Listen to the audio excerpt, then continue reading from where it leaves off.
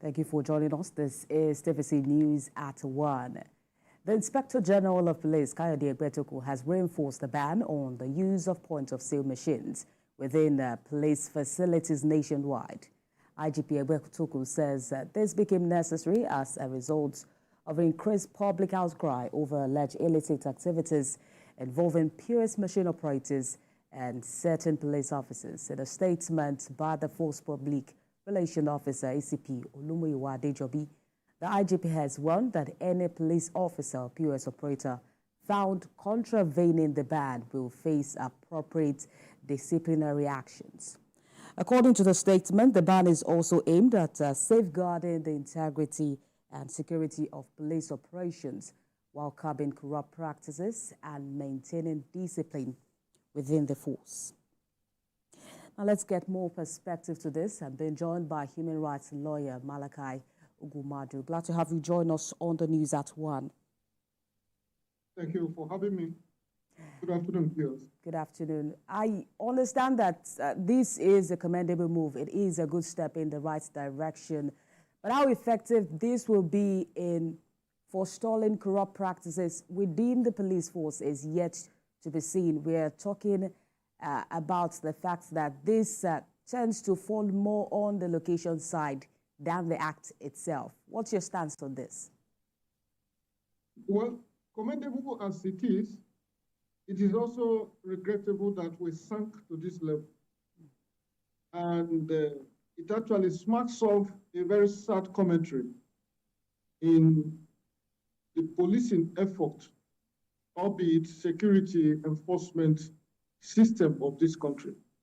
I concede that the police, in coming out with this release and directive and ban, has become not just conscious of a major challenge in their organization.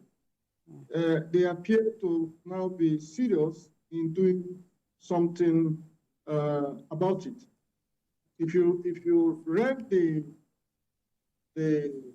press release, at the concluding part of it, you would see that the Inspector General of Police is also holding the leadership of each command and formation responsible if the transgression and malfeasance continues in their command. That is commendable. That is, it shows that they are not just embarrassed by this, they need to put this behind them. But let's face it, how did we get here? How did we arrive at the point where policing, in short, the first line security agency in a country as huge as Nigeria has become mainly transactional? If we now have POS points, you now have, in short, they give change on the roads. When you travel on the road, if you have money in excess of what they normally extort, they give you change. So it becomes completely transactional. So what is important is not to check your boot or to check your car to see anything incriminating. What is important has become what they collect, and that becomes the focus. I agree with you. I agree with you totally. I also read the press statement. I see you also read it, where the PRO was talking about the issue of adherence and possible sanctions for those who flout this order. But how much of effort as regards accountability do we have in the police force right now for them to be admitting that they are also expecting that a certain level of police officers will still try to flout this current law? Now, this is a very important question, because at the heart of this whole challenge is the extent of the decay, the rot. Some people say it's almost irredeemable.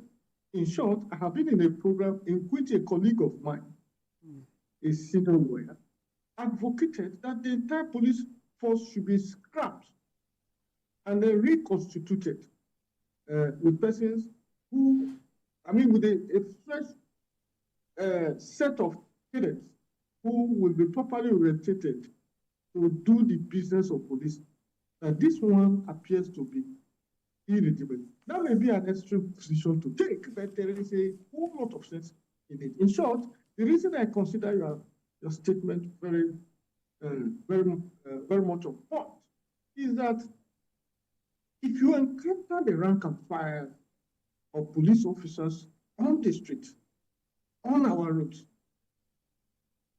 there is a sense in which they come out very clearly that they may be saying what they are saying, talking about the leadership of their organization, but that this is just how they can survive, and that they will be doing their own up there, but for them, this will continue.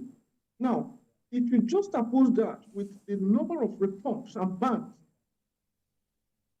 remember, almost every IT that comes say, oh, no roadblock again. Before you know it, it's back.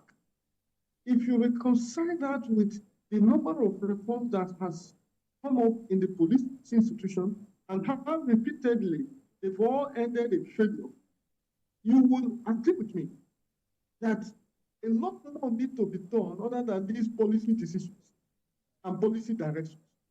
A lot more in terms of prosecution, in terms of naming and shaming, in terms of rewarding the very few of them who are not so diligent but are upright in this business of policing, because there are quite a number of them, but heavily discouraged. I agree with you. There's so much to do as regards accountability in the police force. But very quickly before I let you go, also in its statement, they mentioned that the fact that the use of these payment devices is a sort of a risk to information within the police force. You are a human rights lawyer. Looking at it from the legal angle, what possible risk can this pose to the police force at this time? Well, those are details that are known to them. They are in the security sector. But as a lawyer, we are concerned about how much of that implementation and operationalization will impede on the rights of people to freely gain access to information and freely express themselves. But let's land this way.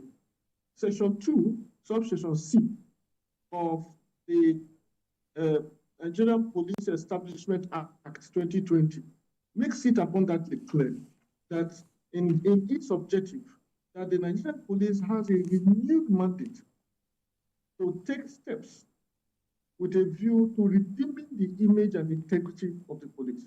And I think that this kind of move, if sustained, if enforced, and if implemented to the letter, will help in advancing the integrity of police force. Okay, Mr. Ogumadu, I hope we have more time to discuss on this much later. Well, I've been speaking with a human rights lawyer, Malachi Ogumadu. Thank you for joining us on the News at 1. Thank you. It's my pleasure.